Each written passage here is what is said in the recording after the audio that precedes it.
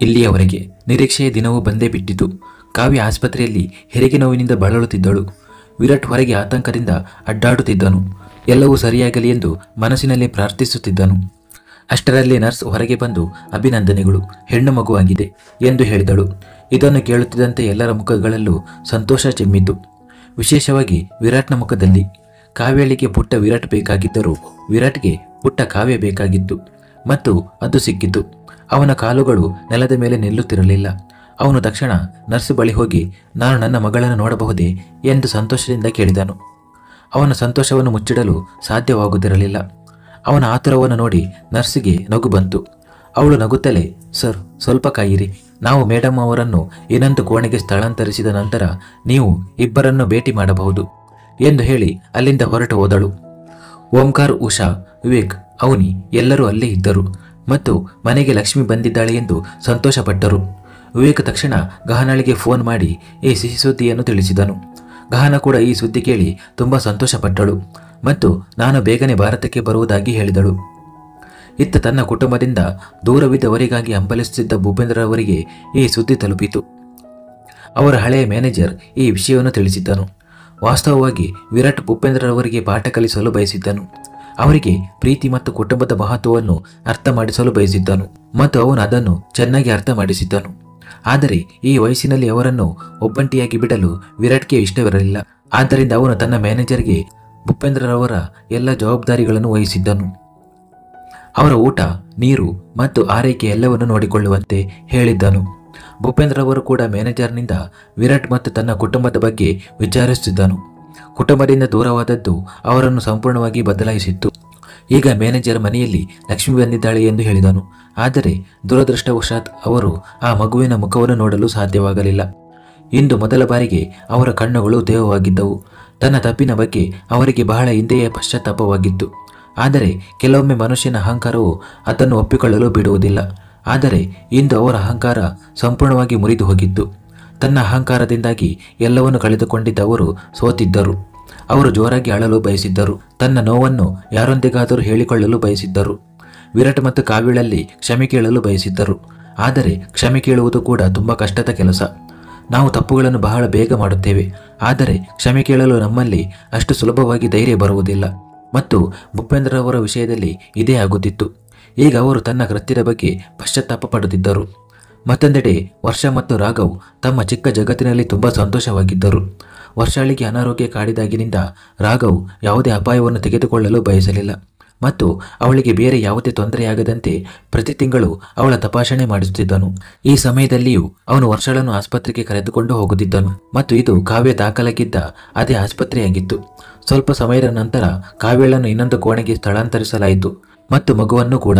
ಎಲ್ಲರೂ ಮಗುವನ್ನು ಭೇಟಿಯಾಗಲು ಉತ್ಸುಕರಾಗಿದ್ದರು. ವಿರಾಟ್ ಮತ್ತು ವಿವೇಕ್ ಮಕ್ಕಳಂತೆ ಜಗಳವಾಡಿದರು.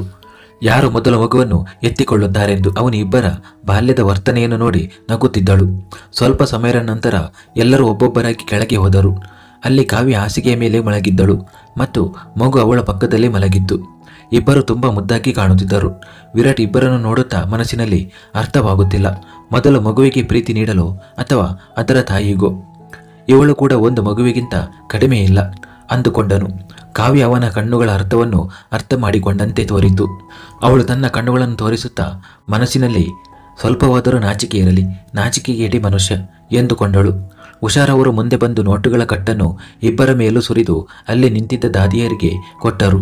ಇಡೀ ಆಸ್ಪತ್ರೆಯಲ್ಲಿ ಸಿಹಿ ಹಂಚಿ ಎಂದು. ಮತ್ತು ಮೊದಲಿಗೆ ಅವರೇ ಮಗುವನ್ನು ತಮ್ಮ ಮಡಿಲಿಗೆ ತೆಗೆದುಕೊಂಡರು. ಕಣ್ಣು, ತುಟಿಗಳು, ಮೂಗು, ಒಟ್ಟಾರೆಯಾಗಿ ಅವಳು ಕಾವ್ಯಳ ಕಾರ್ಬನ್ ಕಾಪಿ ಆಗಿದ್ದಳು. ನಂತರ ಓಂಕಾರ್ ಅವರು ಮಗುವನ್ನು ತಮ್ಮ ತೊಡೆಗೆ ತೆಗೆದುಕೊಳ್ಳುತ್ತಾರೆ ಮತ್ತು ನಂತರ ವಿರಾಟ್ಗೆ ಕೊಡುತ್ತಾರೆ. ಆ ಹೂವಿನಂಥ ಮಗುವನ್ನು ತನ್ನ ಕೈಯಲ್ಲಿ ಹೇಗೆ ಹಿಡಿದುಕೊಳ್ಳುವುದೆಂದು ವಿರಾಟ್ಗೆ ಅರ್ಥವಾಗುತ್ತಿರಲಿಲ್ಲ. ಅವನು ಕೆಲವೊಮ್ಮೆ ಅದರ ಪುಟ್ಟ ಪುಟ್ಟ ಕೈಗಳನ್ನು ನೋಡುತ್ತಿದ್ದನು, ಕೆಲವೊಮ್ಮೆ ಕಾಲುಗಳನ್ನು ನೋಡುತ್ತಿದ್ದನು. ಈ ಸಮಯದಲ್ಲಿ ಅವನು ಪೂರ್ತಿಯಾಗಿ ಮಗುವಾಗಿದ್ದನು. ಇದು ವಿರಾಟ್ನ ಇನ್ನೊಂದು ರೂಪವಾಗಿತ್ತು. ಇದನ್ನು ಯಾರೂ ಊಹಿಸಿರಲಿಲ್ಲ. ಕಾವ್ಯ ಕೂಡ ಊಹಿಸಿರಲಿಲ್ಲ. ಅವಳು ಅವನನ್ನೇ ನೋಡುತ್ತಿದ್ದಳು.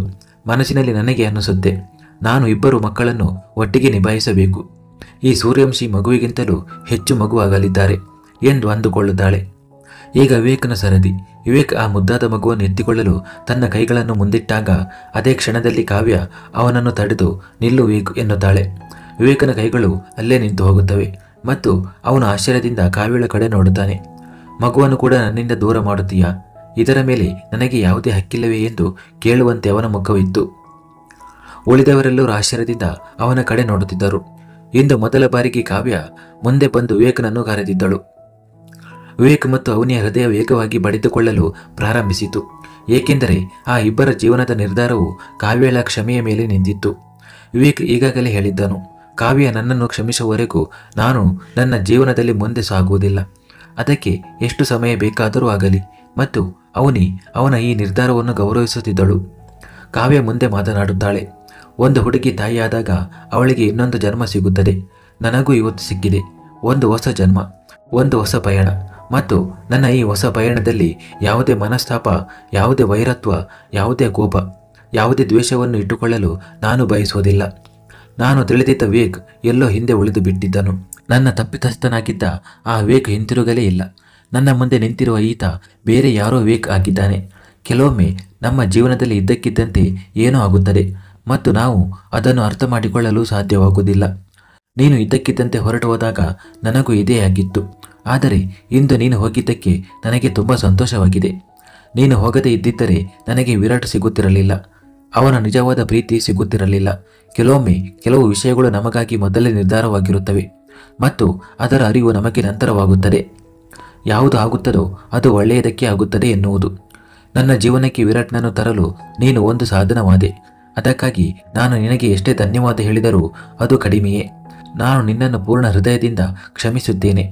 ನಾವು ಒಂದು ಹೊಸ ಸಂಬಂಧವನ್ನು ಪ್ರಾರಂಭಿಸುತ್ತೇವೆ ಎಂದು ಆಶಿಸುತ್ತೇನೆ ಮತ್ತು ನೀನು ಮತ್ತು ಅವನಿ ಇಬ್ಬರು ಸೇರಿ ಈ ಮಗುವನ್ನು ಎತ್ತಿಕೊಳ್ಳಬೇಕೆಂದು ನಾನು ಬಯಸುತ್ತೇನೆ. ಮತ್ತು ಅಮ್ಮ, ಈಗಲೇ ಇವರಿಬ್ಬರ ಮದುವೆ ಮಾಡಿಸಿಬಿಡಿ ಎಂದು ಅವಳು ನಗುತ್ತಾ ಹೇಳುತ್ತಾಳೆ.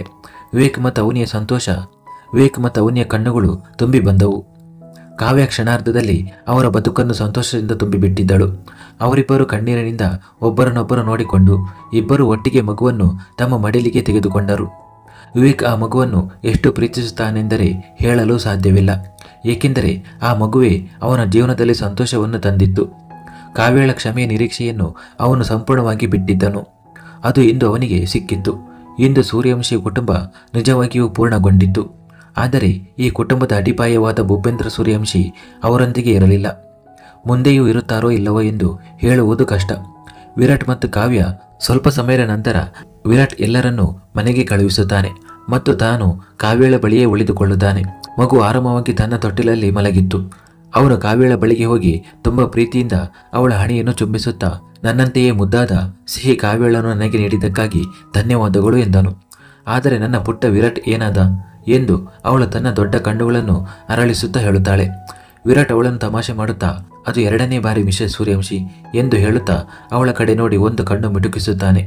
ಕಾವ್ಯ ಅವನ ಎದೆಗೆ ನಿಧಾನವಾಗಿ ಹೊಡೆದು ನಾಚಿಕೆಗೇಡಿ ಎನ್ನುತ್ತಾಳೆ.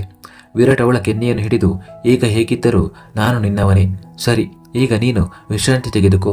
ನಾನು ಡಾಕ್ಟರ್ನನ್ನು ಭೇಟಿ ಮಾಡಿ ಬರುತ್ತೇನೆ ಎಂದು ಹೇಳಿ ಅಲ್ಲಿಂದ ಹೊರಡುತ್ತಾನೆ. ಕಾವ್ಯ ವಿಶ್ರಾಂತಿ ಪಡೆಯಲು ಶುರು ಮಾಡುತ್ತಾಳೆ. ವಿರಾಟ್ ಡಾಕ್ಟರ ಕ್ಯಾಬಿನ್ಗೆ ಹೋಗುತ್ತಿದ್ದ. ಅದೇ ಸಮಯದಲ್ಲಿ ವರ್ಷ ಮತ್ತು ರಾಘವ್ ಅಲ್ಲಿಗೆ ಬರುತ್ತಾರೆ. ವಿರಾಟ್ ಅವರಿಬ್ಬರನ್ನು ಅಲ್ಲಿ ನೋಡಿ ಆಶ್ಚರ್ಯಪಡುತ್ತಾನೆ ಮತ್ತು ವರ್ಷ ಹಾಗೂ ರಾಘವ್ಗೂ ಅದೇ ಪರಿಸ್ಥಿತಿ ಇರುತ್ತದೆ. ಅವರೆಲ್ಲರೂ ಸಂತೋಷದಿಂದ ಒಬ್ಬರನ್ನೊಬ್ಬರು ಭೇಟಿಯಾಗುತ್ತಾರೆ. ಹೇಗಿದ್ದೀಯ ವರ್ಷ? ವಿರಾಟ್ ಅವಳ ಬಳಿಗೆ ಹೋಗಿ ಕೇಳುತ್ತಾನೆ. ವರ್ಷ ರಾಘವನ ಕೈಯನ್ನು ಹಿಡಿದುಕೊಂಡಿದ್ದಳು. ಅದನ್ನು ಇನ್ನಷ್ಟು ಬಿಗಿಯಾಗಿ ಹಿಡಿದುಕೊಂಡು ತುಂಬ ಸಂತೋಷವಾಗಿದ್ದೇನೆ ಎನ್ನುತ್ತಾಳೆ. ವರ್ಷ ತನ್ನ ಜೀವನದಲ್ಲಿ ತುಂಬ ಸಂತೋಷವಾಗಿದ್ದಾಳೆ ಎಂದು ವಿರಾಟ್ಗೆ ಕಾಣಿಸುತ್ತದೆ. ವಿರಾಟ್ ಕೂಡ ಅವಳಿಗಾಗಿ ತುಂಬ ಸಂತೋಷಗೊಂಡಿದ್ದನು. ಸರಿ, ನೀವಿಲ್ಲಿ ಏಕೆ ಬಂದಿದ್ದೀರಿ? ಚೆನ್ನಾಗಿದ್ದೀಯ ತಾನೆ? ವಿರಾಟ್ ಅವಳ ಬಗ್ಗೆ ಚಿಂತಿಸುತ್ತಾ ಕೇಳುತ್ತಾನೆ. ರಾಘವ್ ಕೇವಲ ನಿಯಮಿತ ತಪಾಸಣೆಗಾಗಿ ಬಂದಿದ್ದೆವು. ಆದರೆ ನೀವಿಲ್ಲಿ ಏನು ಮಾಡುತ್ತಿದ್ದೀರಿ ಎಂದು ಅವನು ವಿರಾಟ್ಗೆ ಕೇಳುತ್ತಾನೆ. ವಿರಾಟ್ ನಗುತ್ತಾ, ಬನ್ನಿ, ನಿಮ್ಮಿಬ್ಬರಿಗೂ ಏನನ್ನೋ ತೋರಿಸುತ್ತೇನೆ ಎಂದು ಅವರಿಬ್ಬರನ್ನು ತನ್ನೊಂದಿಗೆ ಬರಲು ಸನ್ನೆ ಮಾಡುತ್ತಾ ಹೇಳುತ್ತಾನೆ. ವರ್ಷ ಮತ್ತು ರಾಘವ್ ಒಬ್ಬರನ್ನೊಬ್ಬರು ನೋಡಿ ನಂತರ ವಿರಾಟ್ನೊಂದಿಗೆ ಸಾಗುತ್ತಾರೆ. ವಿರಾಟ್ ಕಾವ್ಯಳ ಬಳಿ ಹೋಗಿ, ನೋಡು ಕಾವ್ಯ, ಯಾರು ಬಂದಿದ್ದಾರೆ ಎನ್ನುತ್ತಾನೆ. ಅಷ್ಟರಲ್ಲಿ ರಾಘವ್ ಮತ್ತು ವರ್ಷ ಕೂಡ ಒಳಗೆ ಬರುತ್ತಾರೆ. ಕಾವ್ಯ ವರ್ಷಳನ್ನು ನೋಡಿ ದೊಡ್ಡ ನಗು ಅವಳ ತುಟಿಗಳ ಮೇಲೆ ಮೂಡುತ್ತದೆ. ವರ್ಷಳ ಕಣ್ಣುಗಳು ಕಾವ್ಯಳ ಮೇಲೆ ಮತ್ತು ಅವಳ ಪಕ್ಕದಲ್ಲಿ ತೊಟ್ಟಿಲಲ್ಲಿ ಮಲಗಿದ್ದ ಮಗುವಿನ ಮೇಲೆ ಬೀಳುತ್ತವೆ. ಅವಳು ತಕ್ಷಣ ಎಲ್ಲವನ್ನು ಅರ್ಥ ಮಾಡಿಕೊಂಡು ಸಂತೋಷದಿಂದ ಹೋಗಿ ಕಾವ್ಯಳಿಗೆ ಅಭಿನಂದನೆ ಸಲ್ಲಿಸುತ್ತಾಳೆ. ರಾಘವ್ ವಿರಾಟ್ಗೆ ಅಭಿನಂದಿಸುತ್ತಾನೆ. ವರ್ಷ ಮಗುವನ್ನು ತನ್ನ ಮಡಿಲಿಗೆ ತೆಗೆದುಕೊಂಡು ತನ್ನ ಎದೆಗೆ ಹಬ್ಬಿಕೊಳ್ಳುತ್ತಾಳೆ. ಹಾಗೆ ಮಾಡುವಾಗ ಅವಳ ಮುಖದಲ್ಲಿ ಒಂದು ವಿಭಿನ್ನ ಸಂತೋಷವಿತ್ತು. ಅದು ಯಾರಿಂದಲೂ ಅಡಗಿರಲಿಲ್ಲ. ವರ್ಷಳನ್ನು ಹೀಗೆ ನೋಡಿ ರಾಘವಗೆ ತುಂಬ ವಿಷಾದವಾಗುತ್ತದೆ. ತಾನು ಬಯಸಿದರೂ ಅವಳಿಗಾಗಿ ಏನೂ ಮಾಡಲು ಸಾಧ್ಯವಾಗುತ್ತಿಲ್ಲ ಎಂದು. ವರ್ಷ ಕಾವ್ಯಳ ಕಡೆ ನೋಡಿ, ನಿನ್ನ ಎರಡನೇ ರೂಪವೇ ಸರಿ. ಈ ಮುದ್ದು ಪುಟ್ಟ ಕಂದನಿಗೆ ಏನು ಹೆಸರಿಟ್ಟಿದ್ದೀರಿ ಎಂದು ಕೇಳಿದಳು. ಕಾವ್ಯ ಅವಳ ಕೈಯನ್ನು ತನ್ನ ಕೈಯಲ್ಲಿ ಹಿಡಿದುಕೊಂಡು, ಇದಕ್ಕೆ ನೀನೇ ಹೆಸರಿಡಬೇಕೆಂದು ನಾನು ಬಯಸುತ್ತೇನೆ ಎಂದಳು. ನಿಜವಾಗಿಯೂ ವರ್ಷ ಸಂತೋಷದಿಂದ ಅವಳನ್ನು ಕೇಳಿದಳು. ಕಾವ್ಯ ಕಣ್ಣು ಮಿಟುಕಿಸಿ ಹೌದು ಎಂದು ಸನ್ನೆ ಮಾಡಿದಳು. ವರ್ಷ ವಿರಾಟ್ ಕಡೆ ನೋಡಿ ತನ್ನ ಬಳಿ ಬರುವಂತೆ ಸನ್ನೆ ಮಾಡಿದಳು. ಇದು ವಿರಾಟ್ನ ಕಾವ್ಯ ಮತ್ತು ಇದು ನಿಮ್ಮಿಬ್ಬರ ವೀರ. ನೀವಿಬ್ಬರು ಯಾವಾಗಲೂ ಹೀಗೆ ಸಂತೋಷವಾಗಿರಿ ಮತ್ತು ಒಟ್ಟಾಗಿರಿ. ವಿರಾಟ್ ಮತ್ತು ಕಾವ್ಯಳಿಗೆ ವೀರ ಹೆಸರು ತುಂಬ ಇಷ್ಟವಾಯಿತು. ಇದರ ನಂತರ ವೀರಾಳನ್ನು ರಾಘವ್ ತನ್ನ ಮಡಿಲಿಗೆ ತೆಗೆದುಕೊಂಡು ಅವಳೊಂದಿಗೆ ಆಟವಾಡಲು ಶುರು ಮಾಡಿದನು. ಕಾವ್ಯ ವರ್ಷಾಳನ್ನು ನೋಡಿ, ಈಗ ನೀನು ಬೇಗ ಒಳ್ಳೆಯ ಸುದ್ದಿ ಕೊಡು. ಇದನ್ನು ಕೇಳಿದ ತಕ್ಷಣ ವರ್ಷಾಳ ಮುಖದಲ್ಲಿ ನೋವು ಮೂಡಿತು. ಅದನ್ನು ಮರೆಮಾಚಲು ಅವಳು ತುಂಬ ಪ್ರಯತ್ನಿಸಿದರೂ ಮರೆಮಾಚಲು ಸಾಧ್ಯವಾಗಲಿಲ್ಲ. ಕಾವ್ಯ ವಿರಾಟ್ ಕಡೆ ನೋಡಿ, ನಾನು ಏನಾದರೂ ತಪ್ಪು ಹೇಳಿದ್ನಾ ಎಂದು ಕೇಳುವಂತೆ ನೋಡಿದಳು. ವರ್ಷ ತಾನು ತಪ್ಪು ಔಷಧಿ ಸೇವಿಸಿದ್ದರಿಂದ ಹೇಗೆ ತಾಯಿಯಾಗಲು ಸಾಧ್ಯವಿಲ್ಲ ಎಂದು ಎಲ್ಲವನ್ನೂ ಹೇಳಿದಳು. ಇದನ್ನು ಕೇಳಿದ ವಿರಾಟ್ಗೆ ತುಂಬ ವಿಷಾದವಾಯಿತು. ಏಕೆಂದರೆ ಈ ಎಲ್ಲದಕ್ಕೂ ಭೂಪೇಂದ್ರರವರೇ ಕಾರಣ ಎಂದು ಅವನಿಗೆ ತಿಳಿದಿತ್ತು. ವಿರಾಟ್ ವರ್ಷಳ ಬಳಿಗೆ ಹೋಗಿ ಕೈ ಜೋಡಿಸುತ್ತಾ, ದಯವಿಟ್ಟು ನನ್ನನ್ನು ಕ್ಷಮಿಸು ವರ್ಷ. ನಿನ್ನ ಈ ಸ್ಥಿತಿಗೆ ಎಲ್ಲ ಒಂದು ಕಡೆ ನಾನೇ ಕಾರಣ ಎಂದನು. ಏನು ಹೇಳುತ್ತಿದ್ದೀಯ ವಿರಾಟ್? ನಿನ್ನ ಅರ್ಥವೇನು? ವರ್ಷ ಬಹುತೇಕ ಆಶ್ಚರ್ಯದಿಂದ ಹೇಳಿದಳು. ವಿರಾಟ್ ಅವಳಿಗೆ ಎಲ್ಲವನ್ನು ವಿವರಿಸಿದನು. ತನ್ನನ್ನು ಕೊಲ್ಲಲು ಪ್ರಯತ್ನಿಸಿದವನು ಮತ್ತು ತಪ್ಪು ಔಷಧಿಗಳನ್ನು ನೀಡಿದವನು ಬೇರೆ ಯಾರೂ ಅಲ್ಲ, ಭೂಪೇಂದ್ರರೇ ಎಂದು. ನಾನು ನಿನ್ನ ಜೀವನಕ್ಕೆ ಬರದಿದ್ದರೆ ಮತ್ತು ನಿನ್ನೊಂದಿಗೆ ಇದೆಲ್ಲವೂ ನಡೆಯುತ್ತಿರಲಿಲ್ಲ. ವಿರಾಟ್ ಅಸಹಾಯಕನಾಗಿ ಹೇಳಿದನು. ಒಂದು ಕ್ಷಣ ಅಲ್ಲಿ ಸಂಪೂರ್ಣ ಮೌನ ಆವರಿಸಿತು. ವಿರಾಟ್ ತನ್ನ ಕಣ್ಣುಗಳನ್ನು ಕೆಳಗೆ ಮಾಡಿ ವರ್ಷಳ ಮುಂದೆ ನಿಂತಿದ್ದನು. ವರ್ಷ ಅವನ ಕಡೆ ನೋಡಿ ನಂತರ ಒಂದು ದೊಡ್ಡ ನಿಟ್ಟುಸಿರು ಬಿಟ್ಟು, ನಿನ್ನ ಮನಸ್ಸಿನ ಮೇಲೆ ಯಾವುದೇ ಹೊರೆಯನ್ನು ಇಟ್ಟುಕೊಳ್ಳಬೇಡ ವಿರಾಟ್. ಇದು ನನ್ನ ಹಣೆಬರಹದಲ್ಲಿ ಬರೆದಿದ್ದರಿಂದ ಹೀಗಾಯಿತು. ಇದರಲ್ಲಿ ಯಾರ ತಪ್ಪೂ ಇಲ್ಲ. ನಿನ್ನ ಜೀವನದಲ್ಲಿ ಸಂತೋಷ ಬಂದಿದೆ, ಆ ಸಂತೋಷವನ್ನು ಅನುಭವಿಸು. ಉಳಿದದ್ದನ್ನು ಮರೆತು ಬಿಡು. ವರ್ಷ ಎಷ್ಟು ಸರಳವಾಗಿ ವಿರಾಟ್ನ ಹೃದಯದ ಭಾರವನ್ನು ಕಡಿಮೆ ಮಾಡಿದ್ದಳು. ಆದರೆ ವಿರಾಟ್ ತನ್ನನ್ನು ತಾನು ತಪ್ಪಿಸತ್ತನೆಂದು ಭಾವಿಸಿದ್ದನು. ಕಾವ್ಯ ವರ್ಷಳನ್ನು ತಪ್ಪಿಕೊಂಡು, ನೀನು ತುಂಬ ಒಳ್ಳೆಯವಳು. ಒಳ್ಳೆಯವರಿಗೆ ದೇವರು ಎಂದಿಗೂ ಕೆಟ್ಟದ್ದು ಮಾಡುವುದಿಲ್ಲ. ನೀನು ನೋಡು, ಒಂದು ದಿನ ಈ ಸಂತೋಷ ನಿನ್ನ ಜೀವನಕ್ಕೂ ಬರಲಿದೆ. ಇದು ನನ್ನ ನಂಬಿಕೆ, ನನ್ನ ಭರವಸೆ ಎಂದಳು. ವರ್ಷಳ ಕಣ್ಣುಗಳಲ್ಲಿ ತೇವವಿತ್ತು. ನನ್ನ ಜೀವನವನ್ನು ದೇವರು ಈಗಾಗಲೇ ಸಂತೋಷದಿಂದ ತುಂಬಿದ್ದಾನೆ. ಪ್ರಾಣಕ್ಕಿಂತ ಹೆಚ್ಚು ಪ್ರೀತಿಸುವ ರಾಘವನಂತಹ ಪತಿ, ಸಿಯಾಳಂತಹ ಮುದ್ದಾದ ಮಗಳು ಸಿಕ್ಕಿದ್ದಾಳೆ. ನನಗೆ ಯಾರ ಬಗ್ಗೆಯೂ ಯಾವುದೇ ದೂರುಗಳಿಲ್ಲ ಎಂದು ವರ್ಷ ನಗುತ್ತಾ ಹೇಳಿದಳು. ಇದರ ನಂತರ ವಿರಾಟ್ ಅವರಿಬ್ಬರಿಗೂ ಸಿಹಿ ತಿನ್ನಿಸಿದನು. ಸ್ವಲ್ಪ ಸಮಯ ಮಾತನಾಡಿದ ನಂತರ ಅವರು ಅಲ್ಲಿಂದ ಹೊರಟು ಹೋದರು.